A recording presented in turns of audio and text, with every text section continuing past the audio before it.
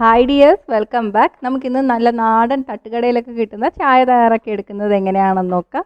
ഇതിന് സ്പെഷ്യലായിട്ട് നമ്മൾ ഒരു ഇൻഗ്രീഡിയൻസും ചേർക്കുന്നില്ല, പക്ഷേ തട്ടുകടയിൽ കിട്ടുന്ന ചായക്ക് ഒരു പ്രത്യേക ടേസ്റ്റ് ആണല്ലേ. അപ്പോൾ തയ്യാറാക്കി എടുക്കുന്ന രീതിയാണ് വ്യത്യാസം. അപ്പോൾ നോക്കാം റെസിപ്പി എങ്ങനെയാണെന്ന്.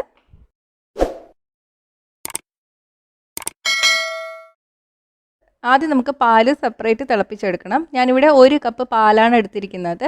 ഞാൻ എടുത്തിരിക്കുന്ന കപ്പ് 240 ml ആണ്. നിങ്ങൾ ഏത് കപ്പിലാണോ ചായ കുടിക്കാൻ എടുക്കുന്നത് ആ കപ്പിൽ തന്നെ എല്ലാം അളന്നെടുത്താൽ മതി കേട്ടോ. വെള്ളം ഒന്നും ചേർക്കാത്ത പാലാണ്. നമ്മളിപ്പോൾ 2 പേർക്കുള്ള ചായയാണ് തയ്യാറാക്കി എടുക്കാൻ പോകുന്നത്. ഇനി പാല് നന്നായിട്ടൊന്ന് തിളപ്പിച്ചെടുക്കണം. മീഡിയം തീയിലിട്ടിട്ട് തിളപ്പിച്ചെടുക്കുക.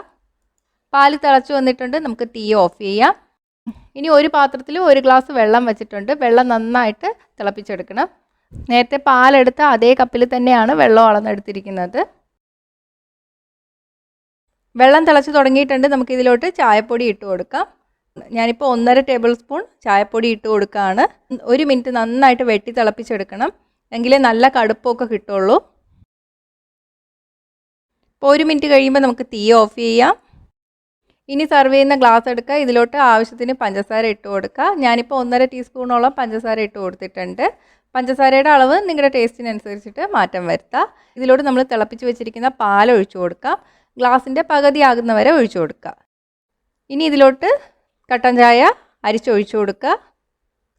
ഇത്രയും ഭാഗം വിട്ടിട്ട് വേണേ ഒഴിക്കാൻ, തുളുമ്പേ ഒഴിക്കരുത്. ഇനി നമുക്കിത് ആറ്റിയെടുക്കണം.